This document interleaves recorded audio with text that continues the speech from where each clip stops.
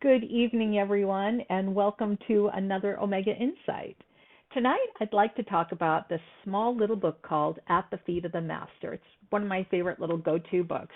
It's short and easy to read. It was actually written by Alconi is the pen name, but it's Krishnamurti, written by one of his students.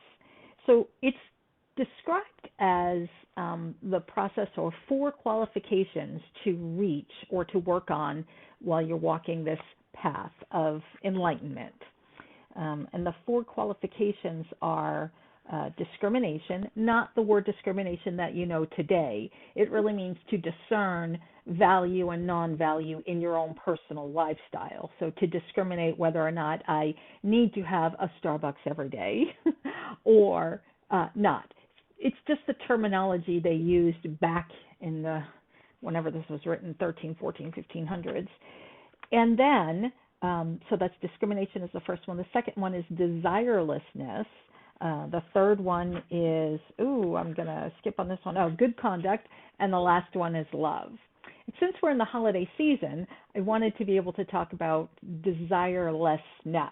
That's a challenge because for us, desire is a driving force for many of us. We have desire. I desire to improve my life. I desire to be on the path to work. I desire to have a bigger house or a better job or a nicer car. La, la, la, la, la. Ad infinitum on that one. Desire untapped or uncontrolled can run amok. And especially in the holiday season, that's where so many people end up being further in debt because they purchase an item. I remember one year when I went Christmas shopping, I bought stuff, and then when I got home, I had forgotten that I bought stuff for people already. So I had twice as many presents.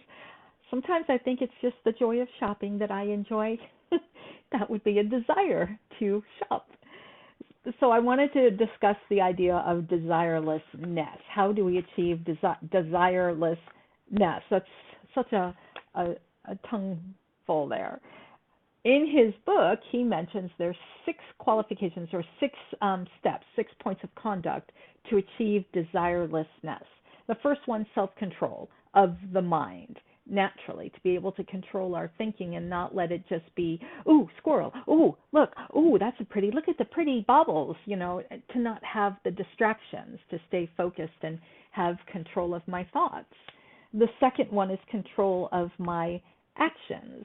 And this would be the idea of not reacting.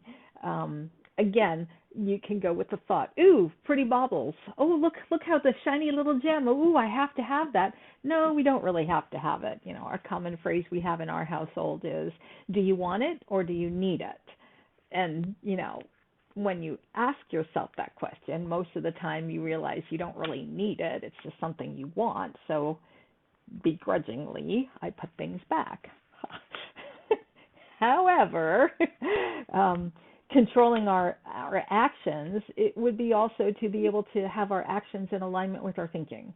That would be that. And not to react. That's the idea right there, is not to react. I was just going to go through some of the things that I highlighted here. Number 3 is tolerance. So for those of us who understand tolerance, that means, most of us say to tolerate. But when it comes to tolerance, he says you must feel perfect tolerance for all, with a hearty interest in the beliefs of those of another religion just as much as your own. So tolerance means, particularly here in this example, the ability to accept everyone. So we have a tolerance, a high tolerance. People have a high tolerance for pain. I have a high tolerance for pain. I can have a lot of pain before I'm actually in pain. Well, flip that now over to our thinking and to our emotions. It takes a lot for someone to react. That means to have a high tolerance, to be able to embrace all points of view. So you must first be free. He writes in here, be free of bigotry and your superstition. So in other words, be free of your own judgments and being open to what other people have to say. That's the idea of tolerance, of what he's including in these steps. I'm going to jump now to number 4 is cheerfulness. Now, I know that sounds odd, be cheerful. Well, everyone can be cheerful, but can we? at all times. Be cheerful in the face of adversity. That's a little difficult. Can we be cheerful while we're in the stores and there's so many people you can't move? Can we be cheerful when somebody runs you over with a shopping cart? Can we be cheerful when you reach for an item and the last one on the shelf and someone else gets it? That's the idea of being cheerful. Of course, I'm connecting this all to the holiday season that we are involved in. It also means to be thankful. So the idea of being cheerful and thankful, which of course, I love gratitude, being grateful for the opportunities that we have. Number 5 is the one-pointedness. In this one, he says the one thing you must set before you is to do the master's work, if this is what you desire. Whatever else may come in your way and do, at least you must never forget it. So one-pointedness means to have that vision and that goal, that idea, this is where I'm headed. And even if there's other tasks that need to be done, it's the underlying current that you will get back to what it is that you're striving to achieve. Anyone who practices meditation, you understand that idea. You sit down, you quiet your mind, and you're still going to have those traveling thoughts until you master it. You're going to have those traveling thoughts, and the idea is to let the thoughts travel and bring your attention back. That's the idea. So the underlying current is to meditate. So here, my thoughtfulness, my one-pointed thoughtfulness, one-pointedness, is to maintain a steady course. An airline, a ship, even your car, when you punch in the GPS codes, it's the underlying thought is to maintain that steady course. This is where we want to go, to maintain our fixed point on the horizon, that the destiny is that we're striving for. So that was number 6. So no temptation or worldly pleasures or worldly affections can draw you aside. That's the idea, that you have to be able to rise above that. And number 6 was confidence.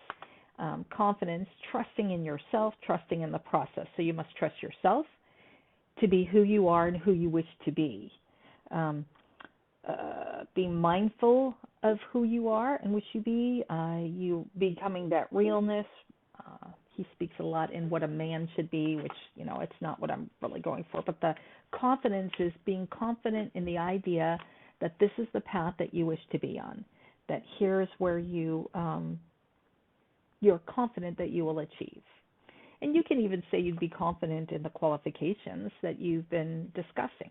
So remember, these were the 6 steps of desirelessness. In other words, overcome desire. That's the idea. So there's the 6 points of conduct to overcome desire.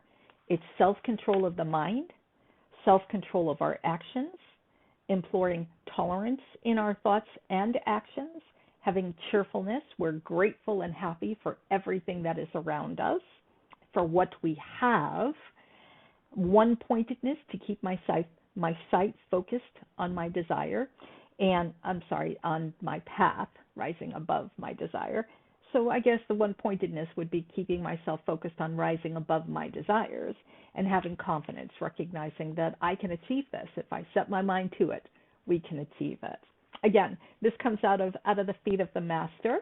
This is just the one out of the 4 qualifications of being on the path. This is just one of them, rising above our desires.